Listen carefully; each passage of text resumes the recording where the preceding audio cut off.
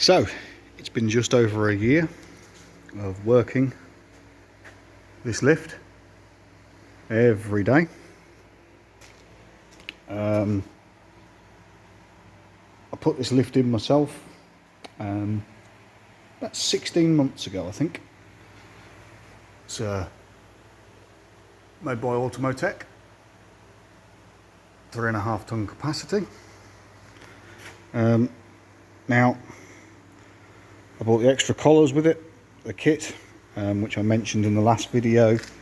Like I say, I've had this now a little while. This is what it is here. 2-post lift. As you can see from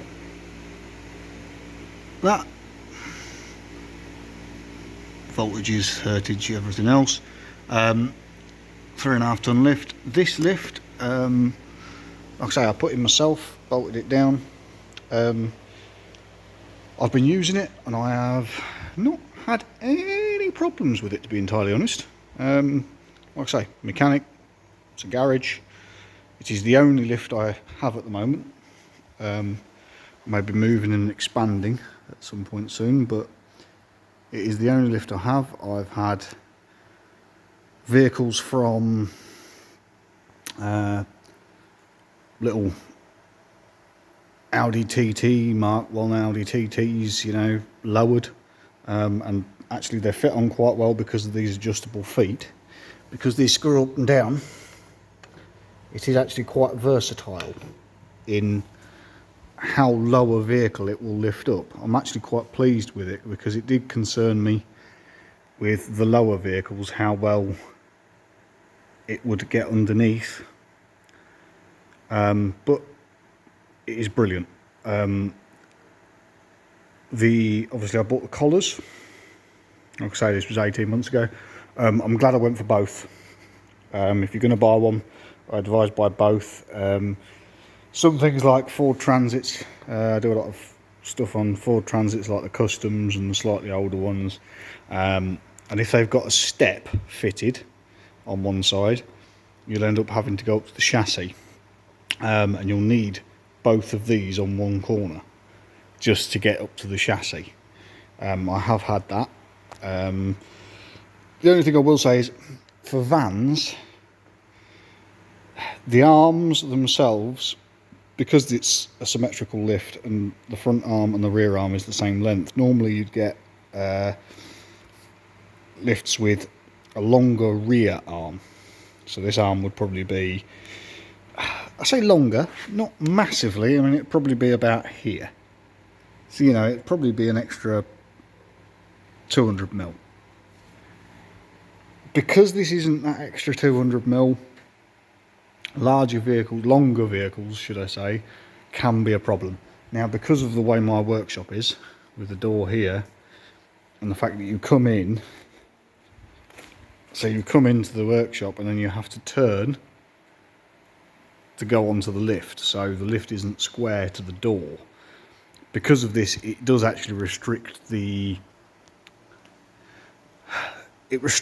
size of vehicle that you can, well, the length of vehicle you can get in here, because it becomes awkward trying to maneuver them round and get them square in the lift. I mean, like I say, a standard length transit you can get on here. I can get a long wheelbase transit on here. Just takes a couple of shunts, but you can do it. And I mean, you can lift it fine. You just have to go. Normally, you'd go to like a spring hanger or something like that with the rear arm. What you tend to do is you use the collars and then you just go to the chassis itself. So you just don't go quite as far back as you would on another vehicle. It's never, I mean, the posts, as you can see, are quite solid. I've never had a problem with it, with it not being able to lift a vehicle, even though it's only a 3.5 ton, and normally 2-post lifts you sort of tend to see 4 tons is quite a common size, but a 3.5 ton, I've never had a problem with it. This base plate, because it's the base frame lift, is slightly thicker and bigger than a normal 2-post lift would be. if it wasn't base framed. I'll show you. So you've got a good 25mm of height there, which the only time I've found it a problem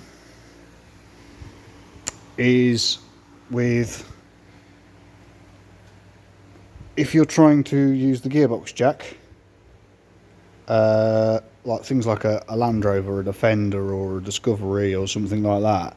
Obviously the gearbox actually sort of ends up right where the base frame is, and then yeah, you sort of got a problem of trying to run little wheels over this big thing. As I say, I may be moving workshop soon, and if I do, what I may do is take these off and then get some sheets of ply and actually cut the floor shape out and actually build a slightly larger base in this area so that it brings the floor level up slightly and makes it one whole smooth floor. It does mean that you lose an inch of height, but this lift, I mean, I'm 5'9", and this lift goes plenty high enough to say that it's too high when you're trying to work on stuff, so that won't be a problem for me. If you're really tall, then maybe it'll matter to you, you know. But no, I've not had any problems with this lift, touch wood. The only thing I will say is automotech, I keep tightening these. You can see down here there is an oily residue. Now, in all fairness, let's see if we can get this here, focus on that. I filled this up when I installed it 18 months ago to that line exactly. In 18 months it has lost that much. Now that may look like a lot on camera, but trust me, it really isn't. It's hardly anything. Don't mind the oil there, I spilt some the other day, I dropped a barrel. But yeah, it does weep on these fittings, and I have tightened them up to the point where I'm afraid to tighten them anymore. And they still leak. I mean, it is a very slight weep as opposed to a leak, but yeah, it's like I say, it's probably, I mean, if we're honest, there's probably about 20-30 mil of oil over 18 months. And in all fairness, you should actually change the oil every year. If this lift gets moved, I will change that oil. I'll also probably just pull these connections off and just put some PTFE tape around to try to stop the leaking. They are tapered threads, tapered fittings, so they shouldn't leak, but like I say, they do weep slightly. That one does it on that side, and this one, as you can see, there is a slight wetness in there from the oil as well, so that one leaks as well. Oh, the other thing I will mention, because I do a lot of work on taxis, like the Peugeot experts with the steps, and if the steps are mounted badly, you end up scratching the arm up a bit, you know, but for the amount of use this thing's had over the last few months, year or so, it's in pretty good nick really. But no, the cables as well. In the first video I said, because obviously the cables, the lift went wonky, so if you don't know how these work, there's a cable goes from one side to the other and that side back over to the other, and basically it keeps the arms in sync because you've got a hydraulic cylinder in each side, and as it pushes up you want to keep it in sync, because otherwise if there's slightly more weight on one side it will try to do that. That's all the cables do, is just keep that balance between the two. When I did the first video I said that the cables are stretched. Now I'll be honest, I adjusted these cables probably 4 times in the first 2 months of using this lift. They're not difficult to adjust. You just take these 6 screws out, that comes off. Get a torch and show you.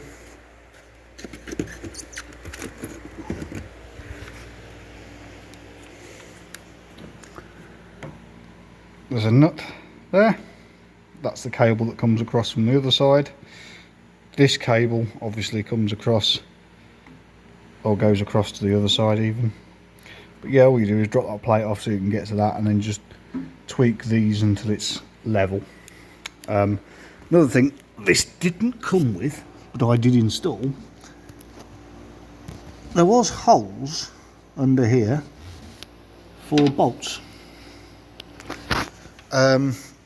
which basically the lift, so you can use those to drop the lift onto.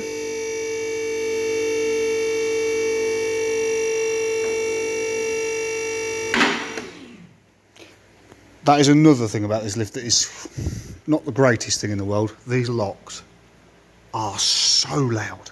I mean, it does actually say, oh, don't need that. It does actually say,